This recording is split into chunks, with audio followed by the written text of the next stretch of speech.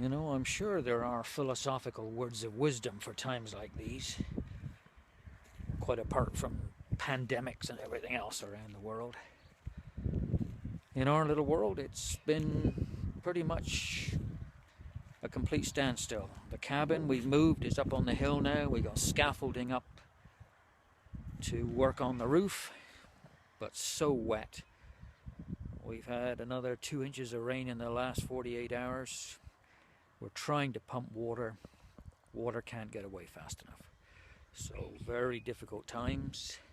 Hopefully we're going to get a break for a few days here and maybe get back to normal again. So this is a kind of a catch-up video today. It's some footage we've shot since spring breakup. So take a look, maybe get you back up to speed again. The plan is to post a lot more regularly, particularly with the cabin. Here on YouTube, we've been going pretty steady on Instagram. So you can shoot over there if you feel so inclined. In the meantime, enjoy the video, and we'll look forward to seeing you soon. Bye for now. The red wings are out this morning. This bald piece of dirt in the yard is where the cabin has been sitting whilst we've been working on it. And if we follow the trail, the house is on the move.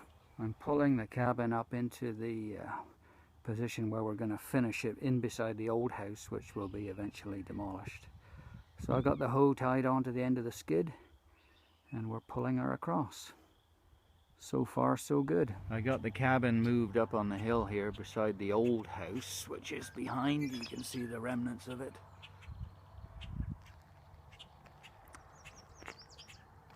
And I've been working on a stone wall. I started this last fall.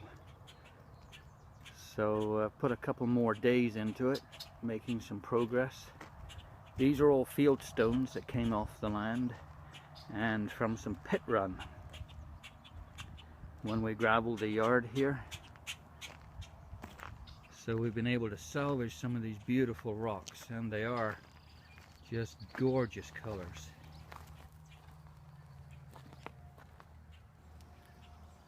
So we're back out here this morning working on the wall, ably assisted by my technical advisor, the young Dibbers.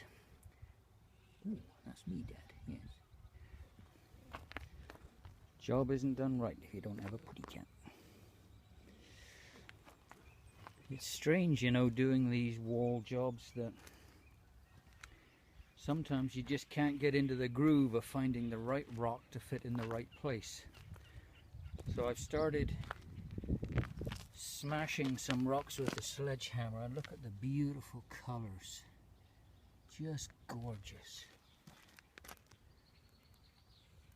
So amazing what is inside the humble rock. Some days you just get into the groove and rocks fit together just like Lego blocks.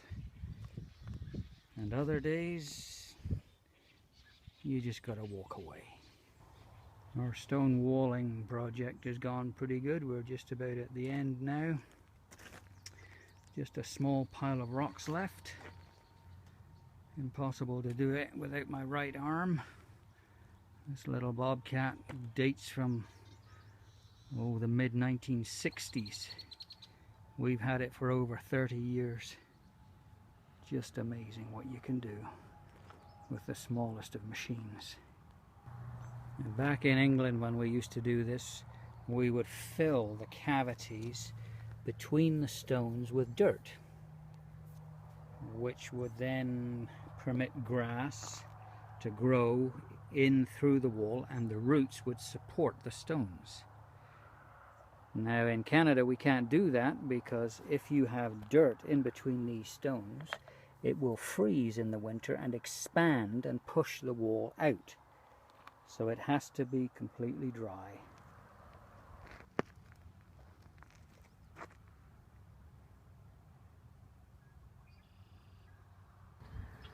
The rains have been relentless again. We had to stop pumping because the water just could not get away fast enough. Not much happening on the cabin. We dare not open the roof up on that thing to do the next phase or put the chimney in. My goodness, this summer has been an absolute disaster. Just as a little bit of a follow-up to this, the horses were using the stone wall for their show jumping antics, so we had to put this cedar fence around to curtail their activities. We've had this fence for years. It's been laying on pallets. I don't know, we must have got over a mile of it. So we thought this would be the perfect place to put it. I got a little bit of work to do to finish the wall off where they've knocked it down. We got the roof on the lower part finished, the chimney in, so now we're going to start on the upper part. We're going to take that old roof off and raise it about 2 or 3 feet on top of the sill plate there, and then put a new green steel roof on and windows up there. One of the problems with this cabin has been that it was only built for summer use. Very, very light construction. That's one of the reasons we had to rip this roof off and replace it, and we're doing the same with the next one. Only this time we're going to raise the roof about 3 feet, give a bit more headroom. It'll just be an occasional bedroom in there, but it needs doing. Well, here we are, the middle of August. We've had some nice weather and another monsoon, but this time the monsoon hit when we were in the middle of taking the roof off the house. So you can see up there we got the crane holding a tarp up like the big tent. So work has resumed on the house. We're trying to get a few things done, and the week ahead is looking better, so we're hopeful. I'm up here on the scaffold this morning and the sun is hitting the water away out there to the east of us. It's just amazing how much water is laying this year around the 12. Throughout these heavy rains we've been having this summer, it is a comfort to know that the chimney we put in has not let a drop of water through. So we're very happy with that. One other thing, people ask me, how do you plan all this stuff and how do you figure things out? Well, as far as I'm concerned, you stay as far away from an architect as you can. This is about as close as you ever want to get. Tape measure, a pen, and a blank sheet of paper, and you figure it out for yourself. One of the most important parts of tiny house construction is ensuring you have a very adequate supply of tea. So whilst I'm having my cuppa and a bit of a Kit Kat, it started to rain again. Time to get the big tent up. Despite telling us that there's only going to be a few little showers and nothing of any consequence, we've had some real downpours again. We had to have the big tent back up. I took it down yesterday and we're back at it again. Made a little more progress.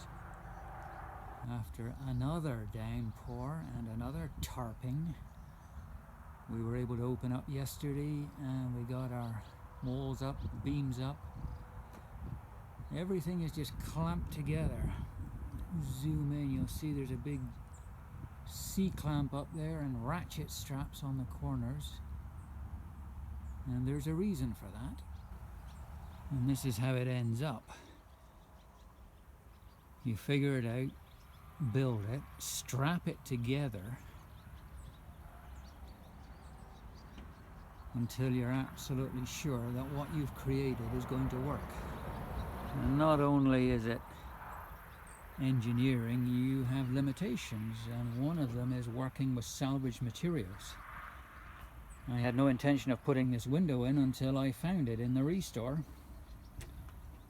And then you have to engineer and create the opening that's going to take it. Now another reason that everything is strapped together is because this roof is removable from the house, and that is why we have these beams running through here, and the wall actually splits in two halves, the upper and lower. The idea being that we can actually reduce the upstairs level down to the same height as the lower level, and it will then go onto a truck and the house can be moved anywhere legally under a bridge without any problems. So the weather forecast is about 5 days of sunshine and no rain. So if we get 2 days, we'll think ourselves lucky. You hear that? She's raining. And I don't care. We got the roof on. We're closed in. It can rain all it likes. Sylv and I got up before the rain started, tar papered the outside wall here. And this morning we put this window in. This is just a sliding window we picked up at Restore. Normally they're about 100, well this is a 4-foot window, so probably around 175 or 200 bucks. Good window. I think we paid $85 for it at Restore. And the other one is this big picture window